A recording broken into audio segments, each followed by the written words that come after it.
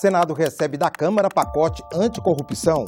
Inclusão da homofobia entre os crimes de preconceito de raça e cor pode ser debatida em projeto de lei. Divulgadas as diretrizes do Senado para o próximo biênio.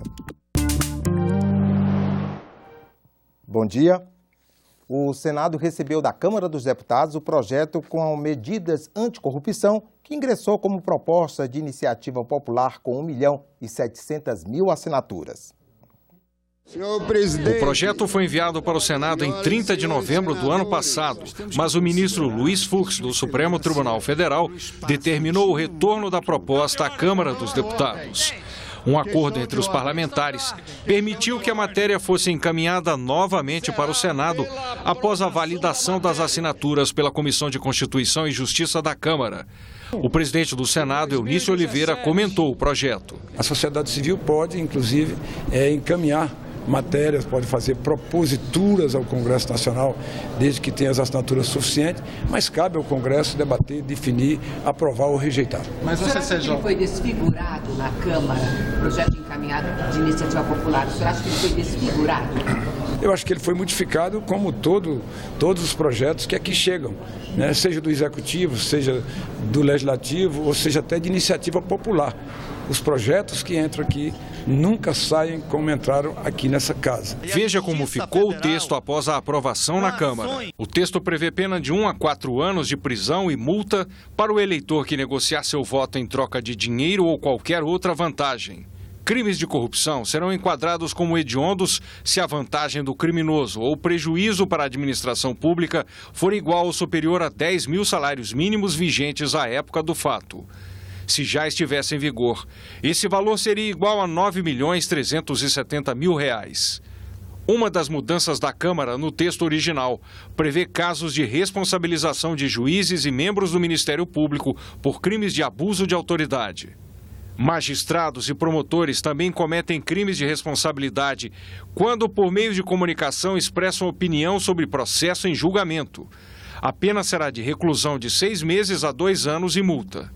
Nas ações civis públicas que forem consideradas de má-fé com finalidade de promoção pessoal ou de perseguição política, a entidade autora da ação ou membro do Ministério Público serão condenados ao pagamento de custas, despesas processuais, honorários periciais e advocatícios. De acordo com o presidente do Senado, a tramitação do projeto das medidas contra a corrupção vai ser decidida na reunião de líderes na próxima terça-feira. Uma sugestão feita por um cidadão ao portal E-Cidadania do Senado Federal pode incluir a homofobia no rol de crimes de preconceito de raça e cor. A proposta recebeu o número de apoio necessário e, caso seja aprovada pela Comissão de Direitos Humanos e Legislação Participativa, passa a tramitar no Senado como projeto de lei. Uma menina de 15 anos andando com outra de 15 anos de mão dada e a gente sentiu alguma coisa passar, alguma coisa acertou a gente. E quando a gente olha para trás, era um grupo de moleques, e aí X não saía a origem, que estavam jogando pedra. A gente foi ameaçado de morte por skinhead, então o grupo tinha toda uma perseguição. Thaís ainda era adolescente quando tudo isso aconteceu.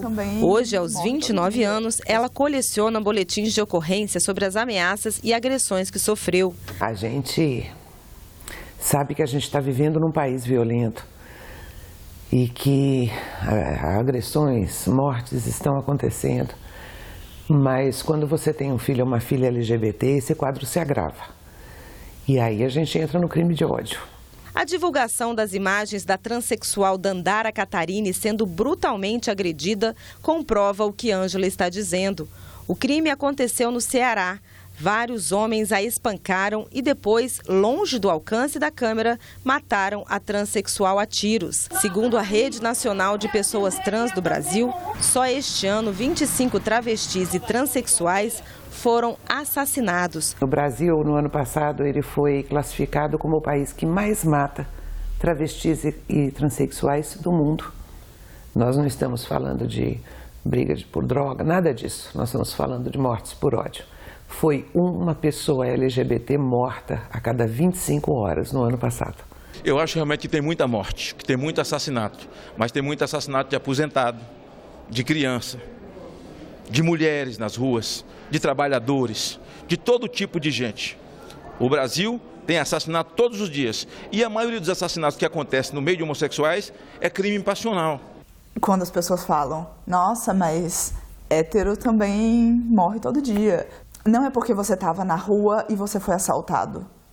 Ou porque alguém passou e, enfim, ou uma rixa de gangue. Ou porque uma pessoa, um cara deu em cima da namorada do outro e virou uma briga.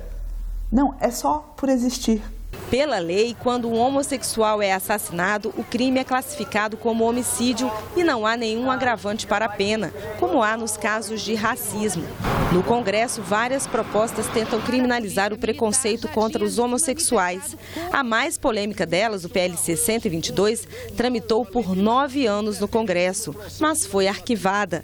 Agora, a senadora Marta Suplicy defende que alguns itens da proposta sejam incorporados ao texto do novo Código Penal. Eu fiz 8 emendas em vários artigos restabelecendo a homofobia como crime. Outra proposta para criminalizar a homofobia já recebeu o apoio de mais de 20 mil pessoas em menos de 4 meses. Apresentada por um cidadão no portal E-Cidadania, a sugestão inclui o preconceito por orientação sexual e identidade de gênero na mesma lei que trata dos crimes de preconceito de raça ou de cor.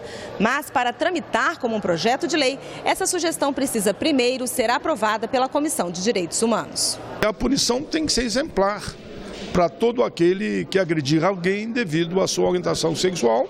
E veja, estamos falando de assassinatos e de agressões com sequelas da maior gravidade.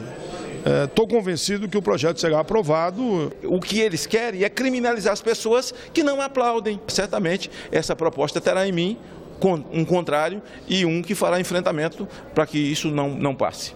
A Frente Parlamentar Evangélica se manifestou contra a sugestão apresentada. Em nota, diz que o direito de um cidadão, em virtude de sua opção sexual, não deve ser sobreposto aos dos demais, se existem regras claras que protegem a todos. Se punição inibisse, as pessoas não matariam, não roubariam. Mas eu acho que a longo prazo, para coibir e educar. O Diário Oficial da União desta sexta-feira publica 4 novas leis aprovadas recentemente pelo Congresso Nacional. 3 entram em vigor imediatamente. A que prevê atendimento, acompanhamento psicológico e cirurgias reparadoras no Sistema Único de Saúde para mulheres vítimas de violência. A que regula a repatriação de recursos de origem ilícita mantidos por brasileiros no exterior e a que prevê controle de natalidade de cães e gatos. Já a lei que fixa novas medidas de prevenção e combate a incêndio e a desastres em estabelecimentos e áreas de acesso coletivo passa a valer daqui a 180 dias. Senadores e servidores se reuniram nesta quinta-feira para o lançamento das diretrizes que devem nortear os trabalhos da Casa até 2019. No final do encontro, uma palestra sobre os desafios para a gestão pública. As diretrizes foram aprovadas em março pela Comissão Diretora do Senado. Nesta quinta-feira, o presidente Eunício Oliveira apresentou aos servidores as metas que a Casa deve tentar alcançar nos próximos 2 anos. São 22 diretrizes estratégicas. O Senado pretende, por exemplo, acompanhar o desempenho das políticas públicas, adotar modelos de governança e planejamento estratégico, desenvolver o portal e-Cidadania para o uso dos parlamentares, estabelecer uma jornada flexível, inclusive com trabalho à distância, readequar o quadro de pessoal e reduzir os terceirizados, ampliar a oferta de informações legislativas, aprimorar portais da internet com foco no acervo histórico e unificar os modelos de atendimento aos públicos interno e externo. O que nós queremos é estreitar os laços entre o comando político da Casa e a estrutura funcional que nos apoia em tantos e em tão variados aspectos da atividade parlamentar e dialogando com a realidade, é certo, mas também desafiando algumas das nossas limitações como arrojo empreendedor e com a certeza de que, juntos e comprometidos, podemos muito mais. O Brasil precisa de cada um de nós, nesse momento, o Senado, o que nós temos de melhor. E às vezes a gente mesmo não oferece o que nós temos de melhor. nos conflitos, a gente termina oferecendo até o que tem de pior. E buscar excelência, buscar inovação, buscar se reinventar é fundamental. Para o secretário-geral da mesa e a diretora-geral do Senado, as diretrizes vão orientar o trabalho dos servidores. A grande dificuldade numa casa onde muda de gestão a cada 2 anos é mudar-se também os destinos, os caminhos, né, a serem trilhados. E ao fixar logo no início, presidente Eunício, logo no início de sua gestão, as diretrizes que o Senado deve seguir na sua administração, os servidores são pautados, né, no caminho a trilhar. O que certamente nos dá as condições de novamente pretender e realizar o trabalho que vocês, meus colegas, merecem, que a mesa merece e que todo o Brasil espera de nós. Depois da apresentação das diretrizes, os servidores participaram de uma palestra com o especialista em gestão estratégica Oscar Motomura.